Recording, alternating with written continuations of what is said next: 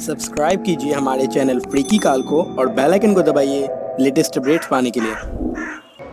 दोस्तों, हाल ही में मैंने सिंक्रोनिक नाम की एक मूवी देखी है जो कि 2019 में रिलीज हुई थी।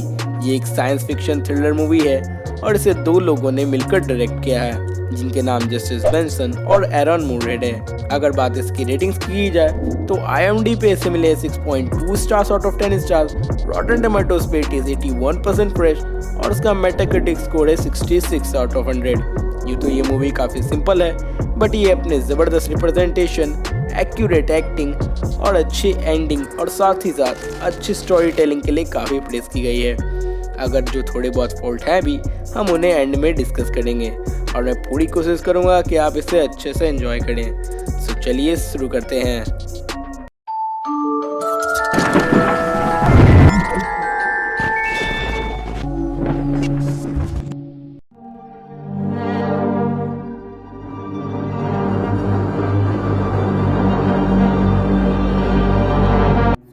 शुरुआत एक कपल से होती है जो किसी पिल को लेते हैं जिनमें इनफाइनाइट का सिंबल बना हुआ था और फिर वो लेडी वहीं रुककर टीवी देखने लगती है जबकि उसका हस्बैंड लिफ्ट में आता है।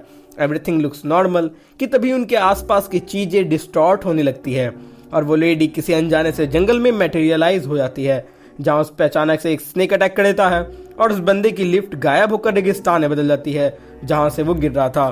सीन यहाँ से शिफ्ट होता है और यहाँ हम दो पैरामेडिक्स को देखते हैं जिनका नाम स्टीव और डेनिस था। Now paramedics basically crime investigation जैसी चीज़ों में मेडिकल सपोर्ट के तौर पे काम करते हैं और इन्हें इन्वेस्टिगेट करते हैं। तो ये दोनों एक घर में जाते हैं जहाँ एक पर्सन की हत्या हुई थी और बच्चों का कहना था कि ऐसा उन्होंने कुछ भी नहीं देखा है। वियर्ड बात तो ये थी कि जिस नाइफ से ये अटैक हुआ था दैट वॉज वेरी ओल्ड, वो बहुत ही पुराना था और इसे इस जगह पे बिल्कुल भी नहीं मिलता था और वो यहाँ कैसे आया, ये सबके लिए सोचने वाली बात थी। मूविंग फर्दर, अगले दिन ये दोनों चिल कर रहे थे जहां हमें डेनिस की फैमिली से इंट्रोड्यूस करवाया जाता है। यहाँ हम उसकी वाइफ टारा और उसकी डॉटर ब्रायना को भी देखते हैं और यहाँ उसका एक न्यूबॉर्न बेबी भी था। हमें यहाँ पता चलता है कि स्टीव ने अपनी फैमिली इंक्लूडिंग चाइल्ड्स को एक इंसिडेंट में खो दिया था जिसके बाद वो बहुत ज़्यादा शराब पीने लगा था और दुखी भी रहने लगा था। यहाँ स्टीव और ब्रायना की बात से हमें पता चलता है कि उनके बीच सब कुछ सही नहीं चल रहा था। नाउ अगले सुबह ये लोग एक ओल्ड अम्यूजमेंट पार्क में जाते हैं जहां ये अपने केस को इन्वेस्टिगेट करने वाले थे जिसका विक्टिम जलकर मरा हुआ था।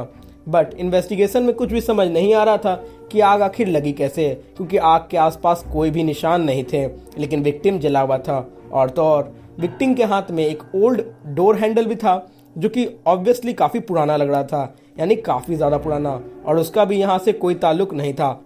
इसके बाद स्टीव डॉक्टर के पास जाता है जहाँ हमें उसके कैंसर होने की बात पता चलती है एंड टू बी स्पेसिफिकली उसके पाइनियल ग्लैंड में एक ट्यूमर था और उसे डॉक्टर बताते हैं कि ये काफ़ी रेयर केस में होता है जब ट्यूमर ग्लैंड के नीचे हो, इसलिए वो कुछ कह नहीं सकते कि उसकी जान कब चली जाए। ये एक हफ्ते में भी हो सकता है, एक महीने में भी हो सकता है या इसमें सालों भी लग सकते हैं क्योंकि इसका पाइनियल ग्लैंड बिल्कुल टीनेजर की तरह बिहेव कर रहा था जिसके कारण कुछ ही फिक्स नहीं था और डॉक्टर उसे ट्रीटमेंट की डेट दे देते हैं।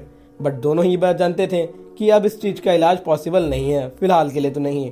खैर, अगले दिन ये दोनों पैरामेडिक्स उसी फर्स्ट सीन वाले इंसिडेंट को देखने जाते हैं जिसे हमने ओपनिंग सीन में देखा था और आखिरकार हमें पता चलता है कि उन दोनों कपल का जिसे हमने शुरुआत में देखा था आखिर उनके साथ क्या हुआ। तो वो लेडी जिंदा तो थी पर वो डीप ट्रॉमा में चली गई थी। चेक करने पे वो उसकी बॉडी में वेनम पाते हैं जो कि उनके थाई के जरिए पहुंचा था और प्रॉब्लम तो ये थी कि जिस सांप का वो वेनम था वो यहाँ पे दूर दूर तक नहीं पाया जाता था और उसके हस्बैंड की तो पूछिए ही मत, वो लिफ्ट के एंड में कटा छिटा मुस्कुराता हुआ पड़ा था और वो लेडी कुछ बता पाने की हालत में बिल्कुल भी नहीं थी। बट स्टीव को यहाँ पे एक पिल की पैकेट मिलती है जो सरप्राइजिंगली उसे हर इंसिडेंट के आसपास मौजूद जरूर मिला था और इसी पिल में भी वही इनफाइनाइट का सिंबल बना हुआ था जिसे हमने फर्स्ट सीन पे देखा था।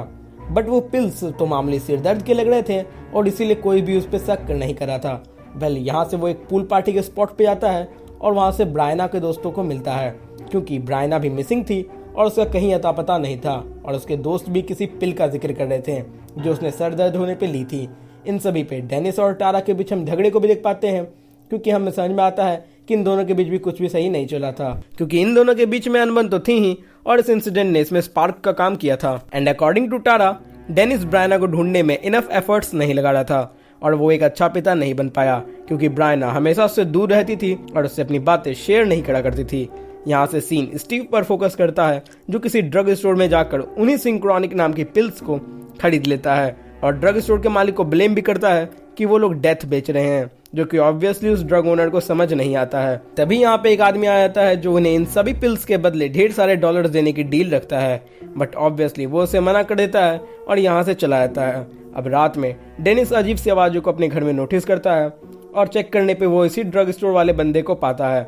स्टीव उस पर अपनी बेसबॉल तान देता है जिस पर वो बंदा कहता है कि वो डॉक्टर क्रमैनी है और उसी ने इस पिल को बनाया है और उसके अनुसार वो वैसे इलीगल दवाओं को मॉलिक्यूलर लेवल पर हेर फेर करता था जिससे कि एक ऐसा वेरिएंट तैयार हो सके जो उसी गुण का तो हो बट प्रॉपर्टीज अलग हो, ताकि अथॉरिटीज उसे अप्रूव कर दें और वो लीगल बन जाए। यानी बेसिकली वो इलीगल चीजों में हेर फेर करके उसे लीगल बना देता था।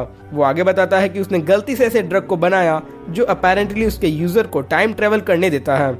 साउंड्स इम्पॉसिबल बट ये पिल इससे सच कर सकती थी। ये पिल्स यूजर के पाइनियल ग्लैंड से रिएक्ट करके एडल्ट्स को 7 मिनट्स या उससे ज्यादा समय के लिए उसी जगह के हिस्ट्री में भेज देता था और ये बिल्कुल घोस्ट के पास में होने जैसा काम करता था और वो वापस आ जाते थे। बट बच्चों के पाइनियल ग्लैंड छोटे होने के कारण ये उसे परमानेंटली उसी जगह पे भेज देता था और कई बार बच्चे वापस ही नहीं आते थे। और तो और ये डॉक्टर बताता है कि आपको समय पर उसी जगह पर होना चाहिए अगर आप वहां से वापस आना चाहते हैं, तो वरना आप वहीं पे फंस सकते हैं।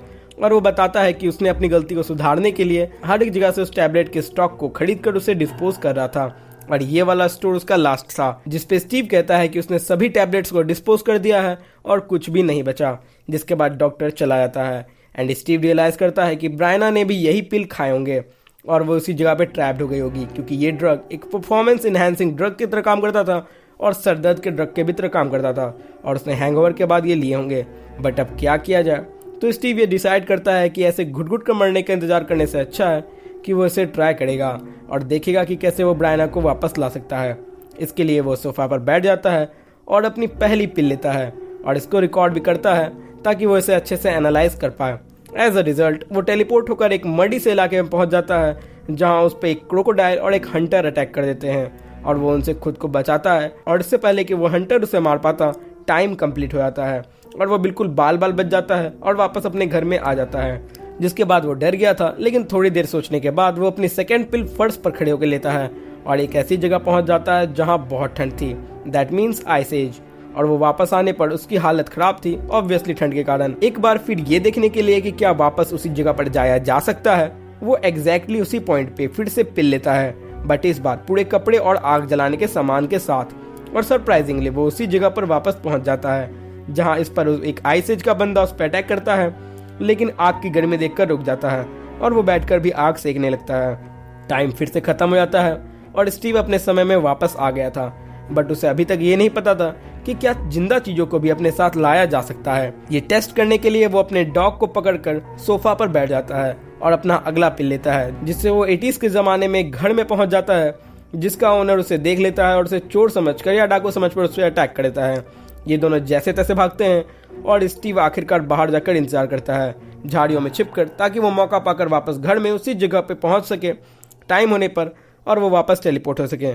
पर उसका डॉग टेलीपोर्ट होने के एंड टाइम पर आगे चला जाता है और स्टीव उसे पकड़ने के लिए उसकी बेल्ट खींचता है और बेल्ट उसके हाथ में आते ही टाइम टेलीपोर्ट हो जाता है।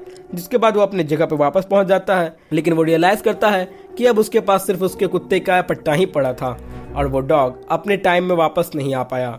ये देखकर उसे बहुत दुख होता है और वो खिड़की के बाहर अपने कुत्ते को धुंधला होकर गायब होता हुआ देख पाता है, विच मीन्स कि वो कुत्ता अब उस टाइम लाइन से निकलकर उस टाइम लाइन में फंस गया है परमानेंटली। और प्रॉब्लम ये थी कि पिल्स बहुत कम बचे थे, सो उसे वापस लाने का कोई चांस नहीं था। यहाँ से स्टीव ये समझ पाता है कि जिंदा चीजों को ले जाना तो आसान है, बट लाना बहुत ही मुश्किल, और इसका परमानेंट इलाज यही है कि लाने वाले को भी एक पिल दे दी जाए ताकि ये पक्का हो सके कि वो फाइनली उसी जगह पे पहुंच पाए और उस जगह से वापस वो आ पाए। वो फाइनली उस पार्टी वाली जगह पर वापस जाता है और जाकर उसी सीट पे बैठकर एक पिल लेता है, जिससे वो एक ऐसी जगह पहुंच जाता है जहां कुछ कल्ट के लोग उस पर हमला कर देते हैं और स्टीव बड़ी मुश्किल से यहाँ से खुद को बचाता है और भागता है। पर यह साफ हो जाता है कि ब्रायना वहां नहीं थी, क्योंकि इससे कुछ न कुछ चीजें तो जरूर बची होती। अब बस एक ही जगह बची थी जहाँ पे कि ब्रायना मिल सकती थी, वो थी फैमिली पार्टी वाली जगह जहाँ ब्रायना अक्सर जाया करती थी। तो स्टीव डेनिस से मिलकर उसे सब सच बता देता है और न्यूज आती है कि उसी डॉक्टर ने 2 दिन पहले सुसाइड कर ली है। यानी कि अब सिर्फ आखिरी पिल बची है और दूसरा कोई मौका नहीं मिलने वाला। इसलिए वो आखिरी पिल लेकर उस पत्थर पर बैठ जाता है जहाँ पहले ब्रायना आती थी और बैठा करती थी। देन वो टेलीपोर्ट होकर एक वर्ल्ड वॉर के जगह पर पहुंच जाता है जहां अटैक हो रहा था और यहाँ ढेर सारी लाशें पड़ी थी। इतनी सारी लाशों को देखकर स्टीव होप छोड़ देता है, क्योंकि इस अटैक के सिचुएशन में ये पॉसिबल ही नहीं था कि वो बच सके। यहाँ इस अटैक से बचने के लिए वो एक ट्रेंच में जाकर छुप जाता है, लेकिन लकीली ब्रायना उन्हें इन ढेरों में छिपी जिंदा मिलती है और स्टीव उसे देखकर चैन की सांस लेता है। वो उसे लास्ट पिल खिलाता है और उसी जगह पर वापस चला जाता है। बट तभी उस पर एक सोल्जर अटैक कर देता है और वो उन्हें जाने नहीं दे रहा था। वो सोल्जर स्टीव को टॉन्ट करता है और स्लेव बुलाता है, क्योंकि ऑब्वियसली स्टीव वाज ब्लैक और उस टाइम तो रेसिज्म को आप जानते ही हैं। तो स्टीव खुद के बदले ब्रायना को जाने देता है और स्टीव स्मार्टली उस सोल्जर को ट्रिक करके उसके पांव लैंडमाइन पर रखवा देता है और बूम, तभी टाइम हो चुका था और ब्रायना वापस अपने टाइम में लौट पाती है और वो अपने डैड को गले लगाती है। लेकिन स्टीव लेट हो गया था और वो आ नहीं पाता और हम उसे भी गायब होते और अपने कुत्ते की तरह धुंधला होता हुआ भी देखते हैं। इसका मतलब कि स्टीव भी अब उस जगह में फंस गया था। इसके बाद हम स्टीव को अपने दोस्त के साथ हाथ मिलाता हुआ देखते हैं और इसके बाद मूवी खत्म हो जाती है। तो ये थी explanation on the synchronic movie.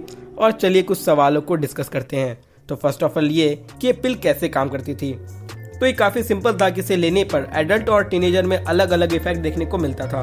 जहां यूजुअली तो एडल्ट वापस आ जाते थे बट टीनेजर्स परमानेंटली फंस जाते थे और वापस आने के लिए ज़रूरी था कि आप एट द टाइम उसी जगह पर पहुंचे, वरना वही होगा जो लास्ट में उसके साथ हुआ।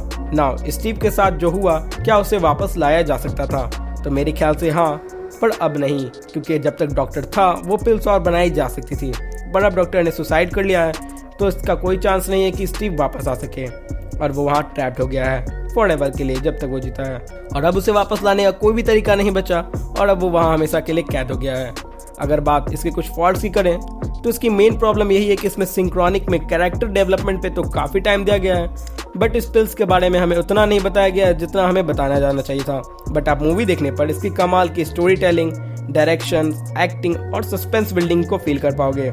जैसा कि हमने देखा कि ये पिल्स कभी भी किसी को भी किसी भी टाइम में भेज देते थे, जैसे कि जहां वो आईसीजे पहुंच गया था, फिर वो उस मर्डी से इलाके में पहुंच गया था और फिर 18s के ज़माने में, और आखिरकार तो हद हो गई, वो वर्ल्ड वॉर के ज़माने में पहुंच गया था। मतलब ये पिल्स किसी टाइम को एग्जैक्टली सेट नहीं करते हैं, बल्कि किसी भी टाइम में उसे जंप करा देते हैं और फिर उसी जगह पे जाने पे आप उसी जगह पे टाइम में जंप वापस कर सकते हैं। तो ये थी एंड इस वीडियो का और मुझे पूरी उम्मीद है कि आपको ये वीडियो पसंद आई होगी। अगर वीडियो पसंद आई है तो वीडियो को लाइक और शेयर ज़रूर करें और अगर आप हमारे चैनल पर नए हैं तो सब्सक्राइब ज़रूर कर लिए।